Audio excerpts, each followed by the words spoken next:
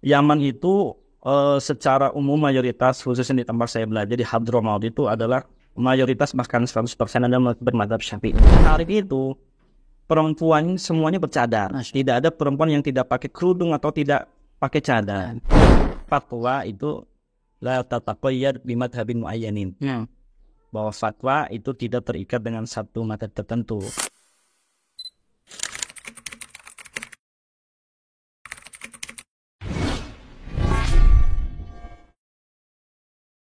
Assalamualaikum warahmatullahi wabarakatuh.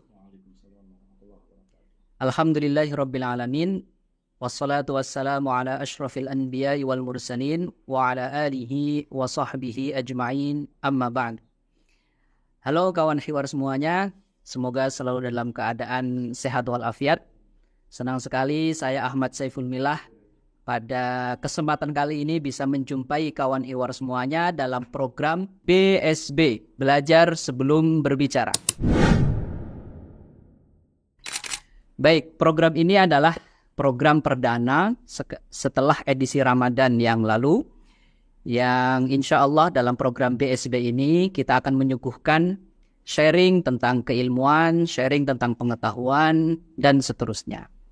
Nah, dalam episode perdana ini saya tidak sendirian, saya ditemani oleh senior saya dulu saat di Indonesia, saat di pesantren, lebih tepatnya pesantren Al-Hikmah 2, Bumi Ayu Brebes.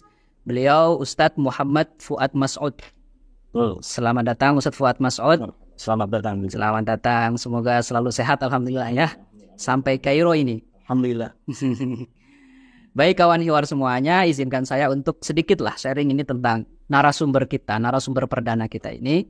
Beliau adalah Ustadz Muhammad Fuad Mas'ud. Ya, beliau menempuh pendidikan 2004 hingga 2009 di Pondok Pesantren Al-Hikmah 2 Brebes. 2009 hingga 2014 melanjutkan studi S1 di Kuliah Syariah Universitas Al-Ahqaf Yaman. Nah, ini dia. Ini yang akan membuat perbincangan kita hari ini insyaallah akan sangat menarik, ya. 2010 ya, sambil beliau di Yaman, beliau juga mengikuti banyak daurah-daurah misalnya di Ribat Imam Syafi'i, ya, di bawah asuhan Syekh Dr. Ali Ba'atiyah di Mukalla di Yaman.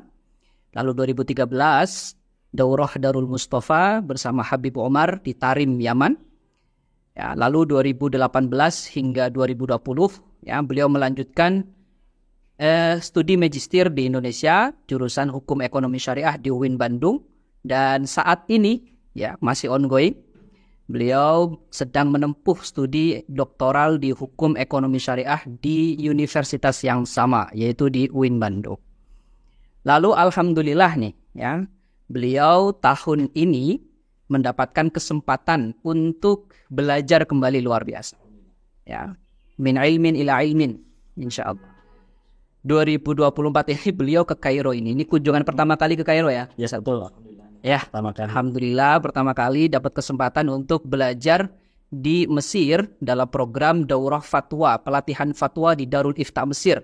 Di mana Darul Ifta Mesir ini menjadi lembaga fatwa yang menjadi referensi ya dunia kurang lebih. Nah, begitu. Sekali lagi teman-teman, kawan hiwar semua, ini yang akan membuat menarik diskusi kita hari ini, karena tema diskusi kita hari ini adalah ya perbandingan kultur berfikih antara Yaman dan Mesir. Nah, ini beliau sudah merasakan dua dunia itu nih. Ya. Dunia Yaman dan Mesir. Nah, begitu. Jadi sahibud dar adra bima fiha. Beliau lebih berhak berbicara tentang Yaman karena alumni di Yaman. Dan sekarang beliau alhamdulillah walaupun dalam fatrah singkat, pastinya saya yakin beliau mengamati banyak hal, ya, belajar di Mesir. Jadi beliau sudah merasakan dua dunia. Jadi insya Allah kita akan beristifadah pada kesempatan kali ini. Baik, Ustadz. Ya. Mungkin itu mukadimah. Mohon maaf kalau terlalu panjang. Ini juga kelebihan ini. Biasa saja. Aman. Baik, ini langsung saja kita akan sharing dengan narasumber kita. Mungkin Ustadz, dalam konsep berfikih ya, kita sering mendengar kata awam. Iya. Sebenarnya awam itu maksudnya seperti apa penjelasannya? Iya. Jadi bismillahirrahmanirrahim. Alhamdulillahirrahmanirrahim. Assalatu wassalamu ala asrofil anbiya'i wal mursalin sayyidina Maulana Muhammad wa ala alihi wa sahbihi ajmain, amma ba'd. Terima kasih kepada Ustadz Syekh calon doktor Amin. Universitas Al-Azhar Amin. dan Saifulillah. Beliau merupakan salah satu santri Al-Hikmah panutan yang bisa memberikan banyak manfaat untuk yang lainnya. Mudah-mudahan terus istiqomah. Amin. Dan terus memberikan manfaat kepada yang lainnya. Amin. Amin. Nah, terkait apa yang ditanyakan tadi terkait apa al-ami, orang yang awam gitu ya. Awam itu ada, kalau kita membahasakan atau mengistilahkan, awam itu kan lawan daripada alim gitu. Jadi kalau dalam diskursus ilmu fikih kita akan menemukan beberapa istilah seperti ada awam dan alim. Itu secara umum. Lebih khusus lagi ketika kita mengkaji ilmu fikih, maka kita akan mengenal istilah ada mujtahid dan muqallid, ada mufti dan mustafti, kemudian juga ya tadi ya alim dan awam gitu. Jadi awam dalam pandangan agama secara umum atau fikih secara khusus ya orang yang tidak memiliki pengetahuan secara luas, tidak memiliki alat yang khusus untuk memahami apa yang dia kerjakan dalam kehidupan sehari-hari, dan dia juga ya dalam tataran ilmu masih belum dikatakan mencapai derajat berilmu karena dia hanya ngikut dan mengikuti saja gitu. Jadi ya intinya ya awam itu yang orang yang ilmunya belum bisa mencapai untuk bisa dipertanggungjawabkan itu. Iya, tamam. Jadi kurang lebih awam ya sama dengan muqallid lah ya. Itu bisa. Mungkin yang biasa belajar fikih, belajar usul fikih akan sangat akrab dengan istilah muqallid dan mujtahid. Ah, begitu. Baik, kalau begitu, kalau misalnya orang awam itu tidak seperti mujtahid. Iya. Pastinya orang awam ini kan tidak memiliki adawat, tidak memiliki perangkat untuk menggali sebuah hukum lah begitu. Kalau begitu mau tidak mau di dalam berfikih seorang awam ini berarti harus mengikuti ya. Namanya juga muqallid berarti. Iya. Mengikuti itu dalam konteks mengikuti seperti apa? Orang awam, orang yang belum mencapai kapasitas menggali hukum secara individu dalam arti memiliki alat-alatnya ya mau tidak mau dia punya kewajiban mengikuti orang yang memahami itu atau orang-orang yang memahami, orang yang bisa istinbat menggali hukum dari sumbernya gitu. Itu mau tidak mau dan mungkin wajib begitu untuk menyelamatkan dirinya. Maka ada kata-kata yang menarik untuk dikutip dari para ulama, man qallada aliman laqiyallahu saliman. Siapa yang mengikuti orang alim maka dia akan bertemu dengan Allah dalam keadaan selamat. Luar biasa. Ini mungkin bisa dijadikan sandaran ataupun pijakan meskipun kalau dianalisis apakah itu sebuah kata-kata ulama ataupun dari sahabat, tapi secara mana itu baik itu dan benar itu. Mungkin itu. Cuma yang jelas secara konsep umum memang yang namanya orang tidak tahu ya. Iya. Harus mengikuti orang yang tahu kan. Jadi sebenarnya udah jadi hukum alam sebenarnya ya. Iya. Karena dalam Al-Quran jelas dohirnya fasalu ahlat. Sama lah kita dalam hukum alam misalnya nggak bisa berjalan berarti minta bantuan betul. belajar berjalan atau bantuan tongkat atau dituntun dan begitu seterusnya. Mungkin analogi sederhana bagi seorang awam dalam beragama, berfikih ya mau tidak mau dia harus memang mengikuti yang ngerti. Gitu. Nah dalam konteks fikih mungkin yang tadi dinamakan dengan alim lah ya. Dengan alim, dengan mujtahid dalam arti yang seluas-luas. Karena mujtahid dalam arti yang sempit pastinya ya lebih khusus lagi. Wah, syaratnya ketat sekali gitu. Kalau begitu sekarang misalnya saya adalah orang yang awam. Tadi kita sudah bahas bahwa orang awam itu memang harus mengikuti ya orang alim. Nah, orang alim ini pemikirannya itu sering dalam literasi kita dinamakan dengan madhab. Nah, khususnya dalam masalah fikih itu sebenarnya pemikiran-pemikiran orang alim yang sudah dikodifikasi yang kemudian dinamakan dengan madhab. Ini saya punya opsi berapa madhab yang bisa saya ikuti. Mungkin ini sudah mulai masuk ke perbandingan. Kalau di Yaman mungkin seperti apa dan pengalaman 1 bulan ini belajar di Darul Ifta mungkin seperti apa. Yang pertama ketika kita berstatus awam itu kan kita harus mengikuti orang yang berilmu ataupun alim. Nah orang yang berilmu ataupun alim dalam ranah wilayah fikih itu mengikuti salah satu daripada ulama-ulama yang madhabnya sudah terverifikasi atau sudah muktamad. Nah, sikap orang awam itu kan ada orang awam yang belajar, ada orang yang nggak belajar sama sekali. Artinya dia asal ngikut ke sana ke sini begitu. Ya kalau orang awam yang belajar kemudian dia hidup di salah satu tempat yang mayoritas adalah memeluk salah satu madhab, maka bagi orang awam tersebut mau tidak mau itu baiknya mengikuti madhab yang mayoritas yang ada di wilayahnya. Makanya di antara salah satu pertimbangan mesti ketika memberikan fatwa adalah mura'atu mastaqara alaihi fil makan atau minal oraf dan lain sebagainya. Jadi ketika mufti ingin memberikan hukum kepada orang awam, maka mufti pun harus mempertimbangkan awam tersebut tinggalnya di mana gitu.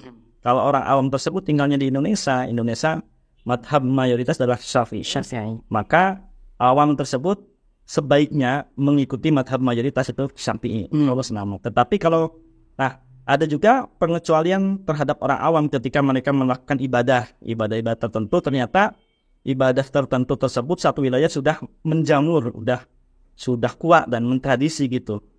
Sedangkan di dalam madhab Syafi'i itu tidak dibenarkan, maka kita pun tidak boleh ketat untuk mereka. Kita memberikan toleransi, kita memberikan keluasan untuk mereka sehingga ibadah mereka tetap dikatakan sah. Kalau dalam hal ini kita kadang bisa mengikuti pertimbangan bahwa apa yang sudah dilakukan oleh orang awam, maka dia harus mengikuti madhab yang sesuai dengan orang awam tersebut. Maka ada istilah al-amila madhabalahu gitu. Orang awam ketika dalam kondisi sepertinya nggak ada madhab sama sekali. Madhab yang dia lakukan kemudian cocok, itu madhabnya gitu. Kalau dikatakan ilhaq fi'lil ami bi ahadi aqwalil mustahidin wajibun tasihan li fi'lihi gitu. Jadi walaupun dia tidak niat mengikuti gitu. Jadi kita sebagai orang yang berilmu yang ngaji, ketika ada orang awam bertanya kemudian menurut madhab kita itu tidak sesuai karena dia sudah lama 30 tahun ibadah, masa kita mau mengatakan ibadah 30 tahunnya nggak sah kan? Khawatir mana mungkin dia pindah agama kalau dia itu. Karena agama Islam memberatkan gitu. Mungkin begitu untuk mencikapi orang awam gitu. Oke. Berarti kalau misalnya secara khusus di Yaman nih, ini boleh kita katakan secara umum mayoritas mereka berarti Syafi'i. Yaman itu Syafi'i. Kalau untuk Yaman itu secara umum mayoritas khususnya di tempat saya belajar di Hadramaut itu adalah mayoritas bahkan 100% adalah bermadhab Syafi'i. 100% ya? 100% kalau untuk Hadramaut khususnya di Tarim di Hadramaut. Tetapi di luar Hadramaut seperti daerah Zabid yang kita kenal Az-Zabidi itu Murtado Az-Zabidi itu, beliau itu orang Zabid, dan di Zabid sebagian madhabnya adalah Hanafi dan masih ada sampai sekarang. Kemudian kalau kita ke Yaman daerah Simal, dari Yaman Selatan itu Yaman Selatan itu mereka juga banyak yang mengikuti madhab Zaidiyah. Zaidiyah, tetapi secara keseluruhan kalau kita persentase madhab Syafi'i yang paling banyak di Yaman. Kalau untuk Hadramaut 100% Syafi'i. Begitu. Kalau untuk kultur di Yaman itu untuk kultur berfikih orang masyarakat Yaman lah ya. Sampai institusi pun sepertinya Syafi'i juga ya. Ifta misalnya Ifta Yamani. Ya, betul. Jadi di bahkan juga ada Universitas Imam Syafi'i. Fanatiknya terhadap madhab Syafi'i, ada Universitas Imam Syafi'i. Kemudian dalam berfatwa yang saya pahami dan saya ketahui selama di sana, ada namanya lembaga fatwa namanya Darul Ifta Tarim. Itu mereka ketika memberikan fatwa itu selalu berpegang kuat dengan madhab Syafi'i dan jarang sekali keluar dari madhab Syafi'i. Tapi mereka itu punya mu'tamadatul fatwa, itu bahwa fatwa-fatwa yang dikeluarkan oleh mereka adalah harus fatwa-fatwa mu'tamad atau otoritatif yang ada dalam madhab Syafi'i gitu. Mungkin mereka mengamalkan la yajuzu al-ifta illa bil mu'tamad, mungkin begitu, tetapi mereka punya idealisme gitu bahwa ketika berfatwa tidak boleh keluar dari madhab Syafi'i. Mungkin kecuali dalam kondisi sangat darurat misalnya ada. Tapi kalau nggak ada darurat yang kuat ataupun hajat yang ini, nggak mungkin mereka tetap di Syafi'i. Baik. Nah, selanjutnya setelah 1 bulan nih langsung belajar di sumbernya di Darul Ifta. Ini pastinya kalau saya pribadi pengamatan sekilas memang selama ini berbeda sekali sih kultur fatwa di Darul Ifta Mesir dengan di Yaman gitu. Kalau dari Ustadz Fuad sendiri itu seperti apa? Ya alhamdulillah, mungkin kalau Ustadz Saiful Mila sudah bisa menilai lebih banyak daripada saya karena sudah lama lah, udah hampir 10 tahun di sini. Ya, alhamdulillah. Di Mesir sudah mengetahui kultur keberagamaan fatwa di Mesir. Kalau saya pribadi hanya 1 bulan gitu di Darul Ifta. Tetapi dari 1 bulan tersebut saya bisa menggambarkan bahwasanya Darul Ifta itu fatwanya mengakomodir semua madhab. Semua madhab itu menyesuaikan dengan kebutuhan orang-orang yang bertanya, dan itu juga ada sisi maslahatnya gitu. Kemudian juga ya fatwa Darul Ifta itu ya menurut saya Mesir itu cocok dengan masyarakat yang metropolitan, masyarakat yang urban itu yang multi agama, multi ras, yang mana di sana banyak orang yang berbeda, ras yang berbeda. Jadi menurut saya ya Darul Ifta lebih mengakomodir semua golongan, tidak mengakomodir satu golongan. Kalau di Tarim ya karena satu golongan yang paling banyak bahkan yang mendominasi ya pastinya mereka mengikuti mazhab yang mayoritas. Tapi kalau di fatwa Tarim diterapkan di Mesir itu nggak cocok kalau menurut saya. Ya, nggak cocok.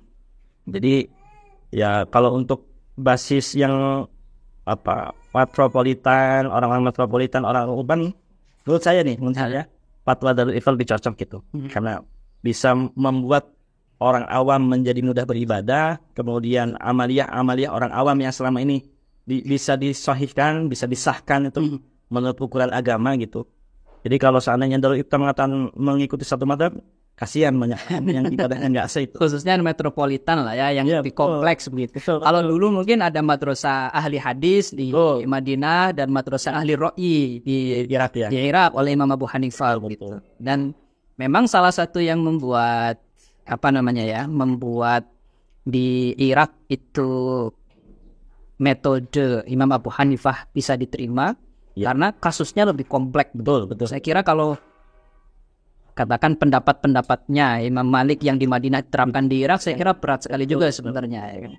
Dan ini menarik sekali tadi yang disampaikan oleh Ustadz Fuad terkait dengan bahwa yang namanya fatwa misalnya atau manhaj berfatwa di Yaman itu cocok untuk daerah tertentu. Iya, betul. Mesir juga cocok untuk daerah tertentu. Ya kan? Nah, kira-kira nih kalau untuk Indonesia, itu sebenarnya masyarakat Indonesia, kultur Indonesia itu lebih dekat ke Yaman atau ke Mesir? Nah, kalau untuk Indonesia, kalau untuk masyarakat seperti perkotaan di Jakarta, kemudian tingkat ekonomi Indonesia yang sudah mulai berkembang dan maju, kalau menurut pandangan pribadi saya bahwa fatwa Darul Ifta lebih baik dijadikan rujukan buat saya. Satu masalah aja. Ini bukan karena antum sedang Bukan. Saya melihat realita gitu. Oke. Fatwa itu kan harus idrakul waqi dan idrakul nusus kan gitu kan. Betul.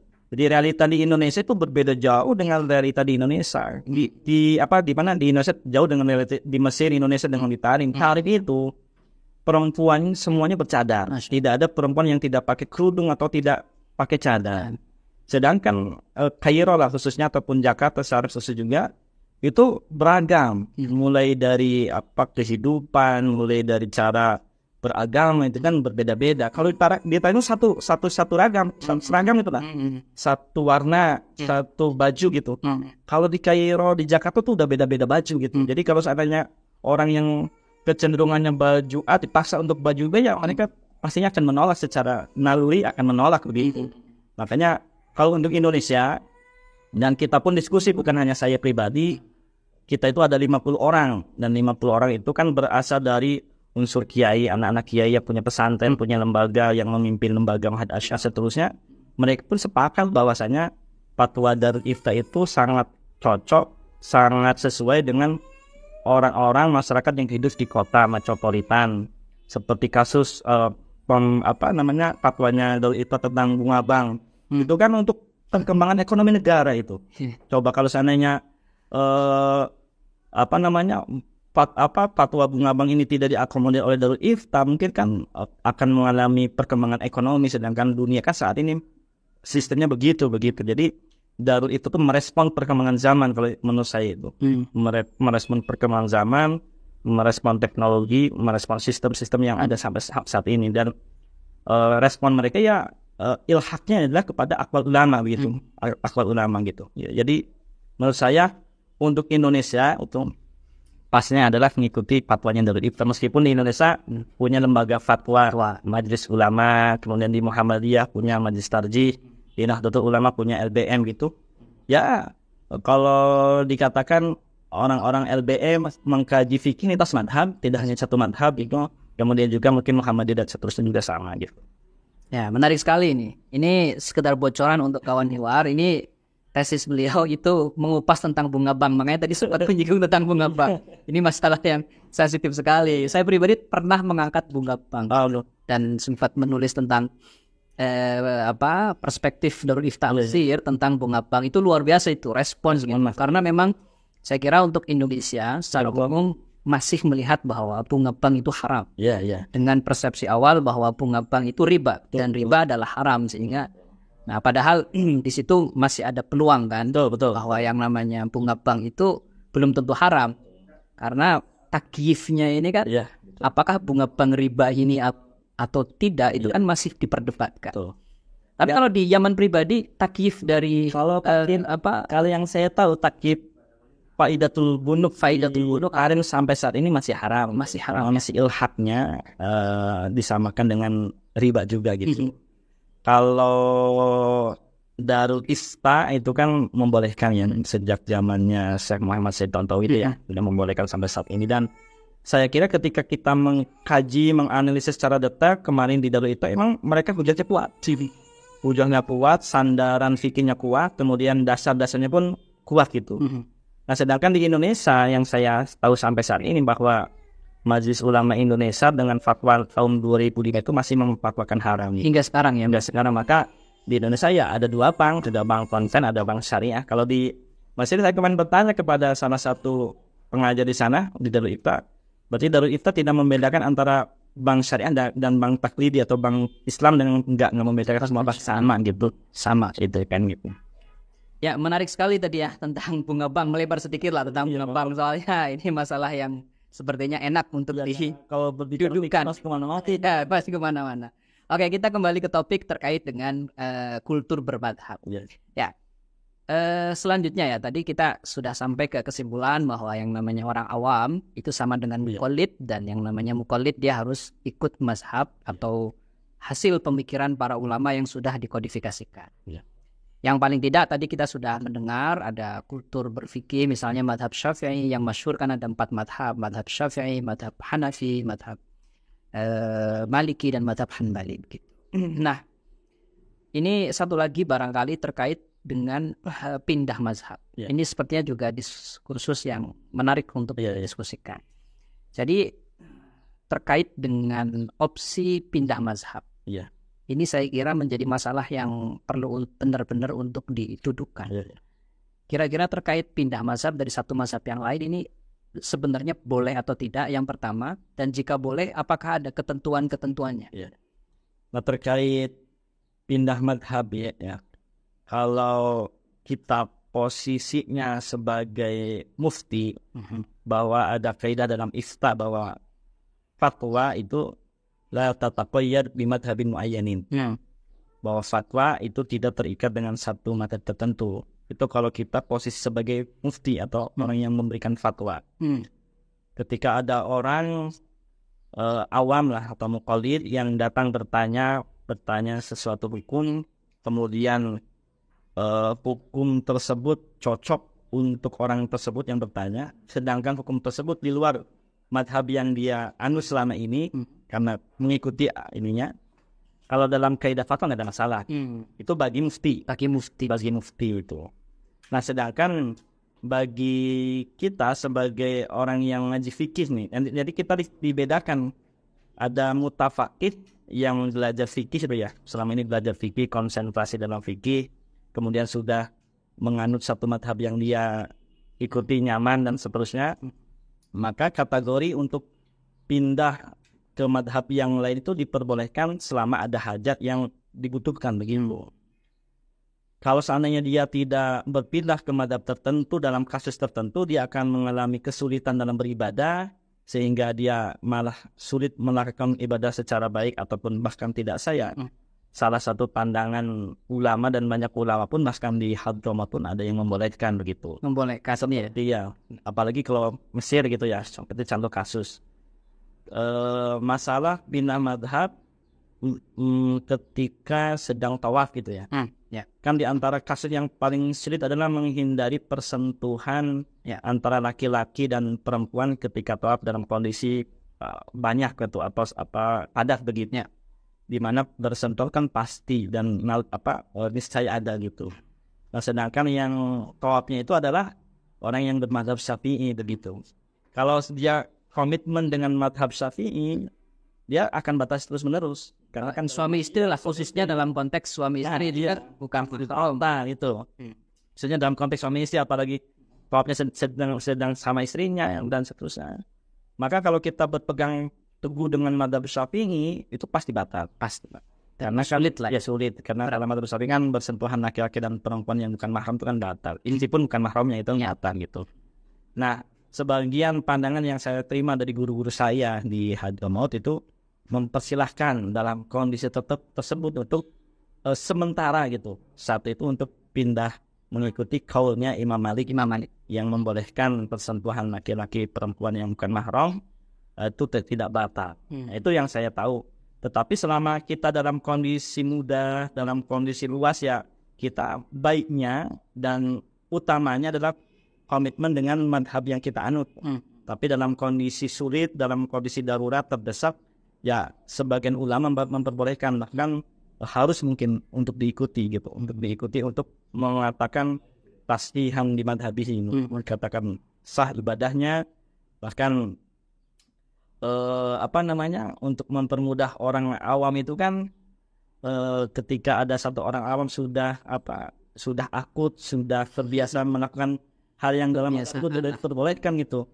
Kan ada kaidah man ubtuliya bisai'in mimma ufturisa fihi falyuqallid man ajaza fihi kan gitu. Jadi diperbolehkan sekali, tapi itu pun hanya berlaku untuk ini. Tapi kalau kita sebagai orang yang ngaji gitulah, ya mengkhususkan orang yang belajar, orang yang punya komitmen mengaji fikih ataupun mutafaqih, meskipun kita belum faqih ya, baiknya kita punya komitmen gitu, punya komitmen dalam bermadhab, karena pastinya madhab Syafi'i punya keunggulan dan kelebihannya dan juga madhab-madhab yang lain gitu. Tapi dalam kondisi terdesak, dalam kondisi tertentu ya, masa kita harus selamanya dalam madhab tertentu ketika kita mengalami kesulitan itu bolehkan. Masya Allah ya, luar biasa. Ternyata Yaman tidak sekaku itu juga. Iya, fikih di Yaman tidak sekaku itu. Soalnya kan selama ini kita dapat inilah ya, framing kalau fikih Yaman itu pokoknya harus Syafi'i. Iya. Kan ada istilah al-imanu yamani wal fiqhu yamani. Tapi kayaknya perlu ditambahkan wal fiqhu Syafi'i. Tapi luar biasa, ini salah satu mungkin sudut pandang ini bisa dipakai juga dalam kondisi tertentu, bahwa justru ketika Yaman, misalnya di Yaman kulturnya sudah multazim dengan satu madhab Syafi'i, ini mungkin justru menjadi sebuah hal yang perlu kita angkat untuk menjadi sebuah contoh bahwa kita komitmen dengan satu madhab itu penting, guna untuk menjadi penyeimbang, di mana di sana sekarang sudah mulai banyak orang-orang yang katakan mencampur adukan madhab itu seenaknya saja. Jadi ini bisa menjadi penyeimbang lah, agar tidak semudah itu pindah satu madhab dengan madhab yang lain gitu. Karena setiap madhab kan punya usul, punya manhaj istimbat, punya cara menggali hukum masing-masing. Jadi kalau walaupun misalnya hasilnya itu sama seadanya, tapi kalau manhajnya berbeda kan, padahal manhaj itu metodologi penggalian hukum seringkali lebih penting daripada. Dan kalau sudah beda manhaj, boleh jadi dalam dalam turunan masalahnya juga nanti kan ada konsekuensi yang berbeda lagi begitu. Nah, maka dari itu memang pindah madhab itu memang tidak mudah. Jadi kultur berfikih di Yaman itu saya kira bisa menjadi contoh dalam satu keadaan tertentu. Karena kalau kita gampang bahasa Jawa itu mempermudah dalam hal ini, khawatir terjadi tatabur rukhos yang diharapkan gitu kan. Karena kan kadang orang milih yang enak, akhirnya dia nggak punya komitmen dalam ibadah gitu kan. Sedangkan dalam ibadah itu kan harus punya komitmen mengikuti madhab yang kita ikuti gitu kan. Khawatir kita ngelakunya Syafi'i tapi kok udah pindah mencela-mencela kan. Ya sama lah kayak tadi misalnya, oke lah kita boleh pindah ke madhab Maliki, sentuhan kulit nggak batal selama nggak ada syahwat kan begitu dalam madhab Maliki. Tapi ternyata ketentuan pindahnya pun juga cara wudhunya ternyata harus sama dengan Maliki gitu. Itu yang nanti dalam konteks lebih jauh mungkin agar tidak talfik lah begitu. Nanti ketika mengusap kepala salah semuanya begitu. Terus tadlik dalam wudhu itu juga. Akhirnya kan Imam Syafi'i membenarkan, Imam Malik pun membenarkan gitu dia. Maka dari itu perlu ada batasan-batasan komitmen di dalam pindah madhab. Masya Allah, baik kawan hiwar semuanya, ini luar biasa kita mendapatkan banyak insight ya, khususnya kita mahasiswa yang ada di Kairo ya, mendapatkan insight baru dari sumbernya, dari pribuminya lah gitu. Saya pribadi mendapatkan banyak istifadah, pandangan-pandangan dari Ustadz Fuad, dan pastinya kawan hiwar di luar sana juga menikmati obrolan kita pada kesempatan kali ini. Dan perbandingan atau pembahasan tentang perbandingan kultur fikih di Yaman dan di Mesir itu saya kira tidak akan habis dibahas dalam satu majelis dan dalam waktu yang sangat singkat ini. Maka dari itu saya terpaksa ini. Sebenarnya masih pengen sekali ingin ngobrol lebih jauh lagi. Tapi karena waktu membatasi sehingga saya harus tutup edisi kali ini ngobrol santai bersama beliau Ustadz Fuad. Semoga bermanfaat. Ya, terima kasih kepada kawan hiwar semuanya. Jangan lupa ikuti program PSB selanjutnya. Belajar sebelum berbicara. Assalamualaikum warahmatullahi wabarakatuh.